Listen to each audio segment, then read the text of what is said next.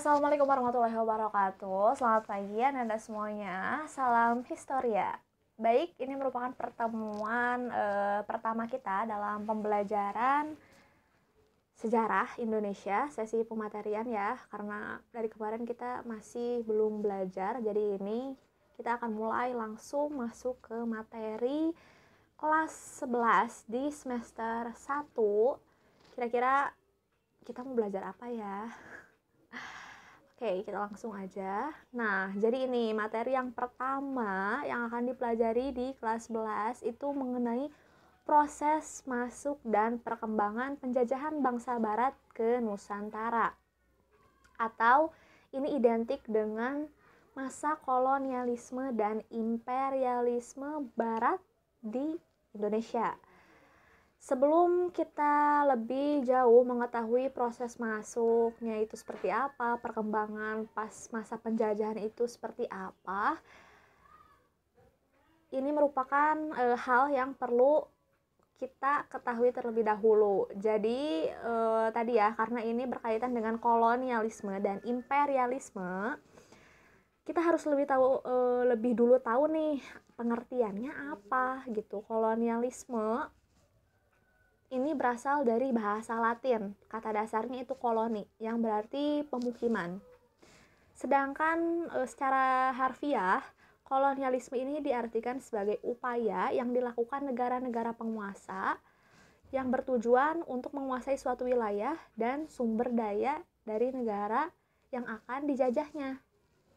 Gitu.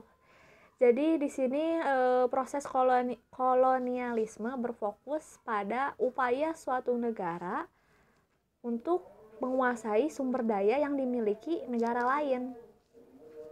Gitu ya. Nah, selanjutnya berbeda dengan imperialisme. Imperialisme ini sama sebetulnya secara etimologis berasal dari bahasa Latin, yaitu kata dasarnya imperer. Artinya adalah memerintah. Secara harfiah, artinya adalah sebuah sistem politik yang bertujuan untuk menguasai negara lain secara politis. Jadi dapat disimpulkan perbedaan antara kolonialisme dan imperialisme terletak pada tujuan dari kedatangan negara-negara ini itu apa? Tadi kan kalau kolonialisme sebetulnya selain ingin menjajah secara wilayah, tapi kolonialisme ini berfokus untuk menguasai sumber daya yang dimiliki oleh negara lain.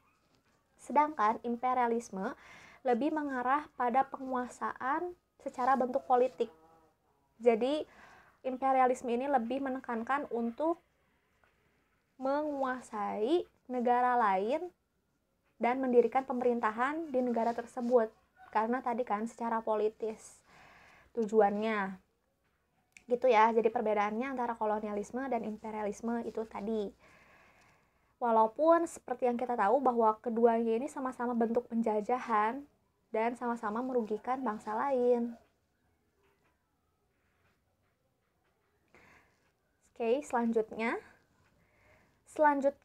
sebelum tadi kan ketika kita tahu bahwa bangsa Barat itu pernah datang ke Nusantara, karena waktu itu kita belum jadi Indonesia ya, belum merdeka, jadi istilahnya itu Nusantara. Jadi tadi kedatangan bangsa Barat ke Nusantara ini tentu dilatar belakangi oleh penyebab kenapa mereka ingin jauh-jauh datang ke Indonesia. Itu sebetulnya latar belakang penyebabnya kenapa gitu. Ini dia. Yang pertama, adanya dominasi gereja Katolik Eropa pada segala aspek kehidupan. Kita tahu bahwa pada abad 14 sampai abad 15 ini merupakan abad pertengahan, Eropa mengalami sebuah masa atau pembabakan sejarah. Nama peristiwanya adalah zaman kegelapan atau Dark Age. Sering disebutnya seperti itu. Di mana kehidupan masyarakat Eropa pada saat itu ini dikuasai oleh gereja Katolik. Jadi pihak gereja Katolik ini ingin ikut campur dalam berbagai aspek kehidupan masyarakat, sehingga masyarakat lebih cenderung terkungkung aspek kehidupannya.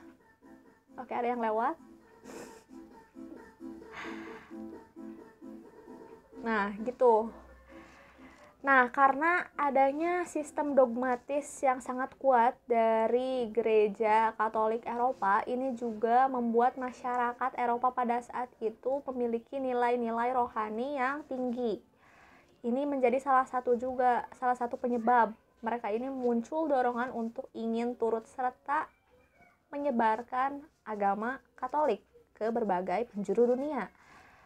Maka dari itu nih, ini kan tadi dominasi gereja Katolik. Jadi Katolik Eropa ini turut campur dalam kehidupan masyarakat. Masyarakat merasa ingin turut serta menyebarkan agama Katolik, dan ini juga berkaitan nih dengan penyebab yang kedua. Latar belakang penyebab yang kedua itu adalah adanya semangat 3G atau 3G. 3G di sini bukan 3G sinyal ya, tapi singkatan dari Glory, Gospel, dan Gold. Glory itu artinya kejayaan, Gospel itu adalah tadi penyebaran agama Katolik, dan Gold adalah kekayaan. Jelas ketika bangsa Eropa ini melakukan penjelajahan, terus datang salah satunya ke Nusantara, tujuan atau latar belakang yang kenapa sih bikin mereka semangat itu adalah ini. Mereka ingin memiliki glory atau kejayaan ketika mereka menjelajah ke segala penjuru dunia dan dapat berhasil menguasai wilayah lain, otomatis mereka dianggap sebagai bangsa yang memiliki kejayaan yang tinggi. Seperti itu, jadi semakin banyak wilayah yang dikuasai, itu semakin jaya pula bangsa tersebut. Lalu yang kedua, itu adalah gospel, di mana mereka ini ingin turut menyebarkan pengaruh atau agama Katolik itu ke seluruh penjuru dunia, termasuk ke Nusantara salah satunya. Lalu yang ketiga adalah gold. Tentu ya, ini adalah kekayaan. Jadi ketika bangsa Eropa datang ke Nusantara, di latar belakangnya juga untuk mereka ini ingin kaya. Gimana caranya? Salah satunya ya dengan menjajah atau mendatangi bangsa lain, karena tadi kan salah satu tujuannya juga untuk menguasai sumber daya. Ketika sumber dayanya sudah berhasil dikuasai, otomatis mereka juga akan menjadi semakin kaya. Gitu, ini yang kedua. Nah, lalu yang ketiga, penyebab kenapa mereka datang ke Nusantara ini adalah munculnya penemuan baru pada masa Renaissance. Renaissance ini merupakan abad pencerahan. Jadi tadi ketika abad 15 itu Eropa mengalami zaman kegelapan atau Dark Age, babak barunya adalah ini, yaitu abad pencerah atau Renaissance. Jadi ketika Renaissance ini, bangsa Eropa ini mulai kembali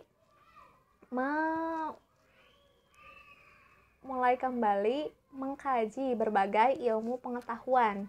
Jadi ilmu pengetahuan yang asalnya sudah surut dan tidak berkembang lagi. Nah, pada masa ini mulai mereka ini memikirkan kembali tentang pengetahuan yang sudah mereka lama lupakan. Muncullah banyak penemuan baru juga pada masa ini karena pengetahuan atau ilmu kembali dikaji lagi.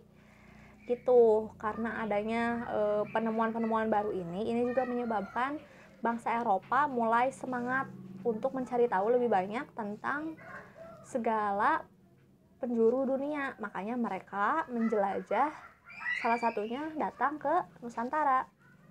Seperti itu. Selanjutnya, yang keempat adalah Konstantinopel dikuasai Turki Utsmani. Seperti yang kita tahu bahwa sebelum dikuasai oleh Turki, Konstantinopel menjadi salah satu kota terpenting yang dimiliki oleh Katolik Roma atau bangsa Romawi pada saat itu. Kenapa sih sampai sepenting itu? Karena Konstantinopel ini menjadi titik temu para pedagang-pedagang dari seluruh pelosok dunia. Barang-barang penting yang didagangkan itu salah satunya juga muncul atau pedagang itu transit dulu nih di Konstantinopel. Gitu. Jadi bandar perdagangan itu datang atau ada di sini, datang ke sini di Konstantinopel. Nah, ketika Konstantinopel ini dikuasai oleh Turki, otomatis Konstantinopel itu tertutup untuk bangsa barat.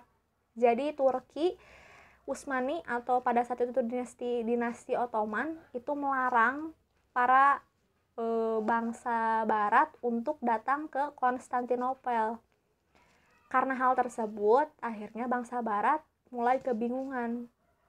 Loh, karena Konstantinopel ditutup, ya udah kita cari sumbernya langsung, sumber barang-barang yang mereka butuhkan.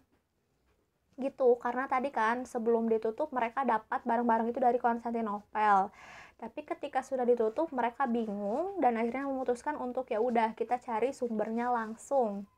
Gitu. Nah, pencarian sumber daya langsung inilah yang menyebabkan mereka akhirnya menjelajah ke seluruh penjuru dunia, salah satunya ke Nusantara. Seperti itu. Lalu selanjutnya, adanya penemuan jalur pelayaran baru oleh para penjelajah. Tadi, ketika mereka memutuskan untuk mencari langsung sumber daya alam yang dimiliki oleh bangsa lain yang biasa diperjualbelikan atau diperdagangkan di Konstantinopel, otomatis mereka ini harus menjelajah kan, harus berlayar berbulan-bulan untuk mencari di mana sih pasokan sumbernya langsung. Nah, secara tidak langsung juga mereka pada akhirnya menemukan jalur pelayaran yang baru. Inilah yang menyebabkan mereka lebih semangat lagi untuk mencari barang-barang yang mereka butuhkan tadi dan datang ke Nusantara. Gitu.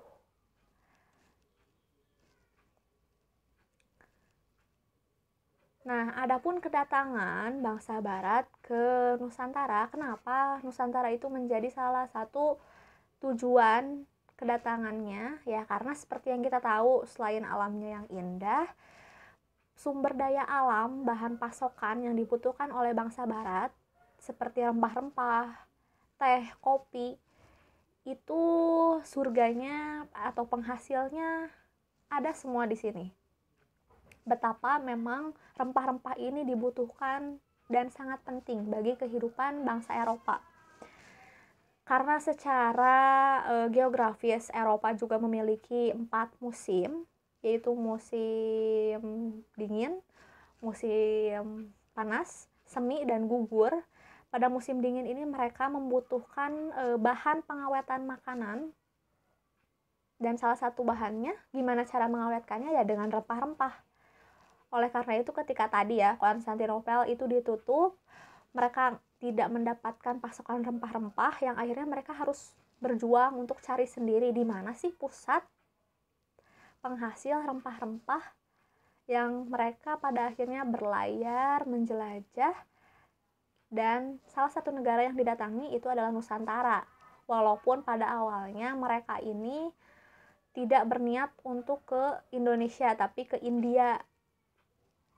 Tapi pada saat itu salah jalur intinya. Ya, mereka itu awalnya berniat itu ke India.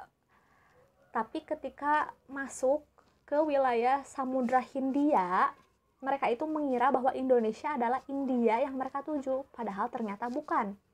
Tapi ternyata toh Indonesia lebih banyak pasokan rempah-rempah yang mereka butuhkan. Akhirnya mereka menetaplah dan menduduki wilayah Nusantara. Maka pada saat itu makanya ada istilah bahwa Nusantara itu pada masa pendudukan Belanda itu istilahnya Hindia Belanda. Nah, Hindia Belanda ini diidentifikasi artinya adalah wilayah atau negara Indianya punya Belanda gitu kurang lebih. Nah, gitu ya, gimana kalian kira-kira bisa menyimpulkan apa yang kita pelajari hari ini? Karena untuk pertemuan kali ini mungkin dicukupkan sampai di sini. Sampai bertemu lagi di pertemuan selanjutnya. Selamat belajar, tetap semangat walaupun kita masih daring. Sampai bertemu lagi di pertemuan selanjutnya ya, sekali lagi. Wassalamualaikum warahmatullahi wabarakatuh. Bye.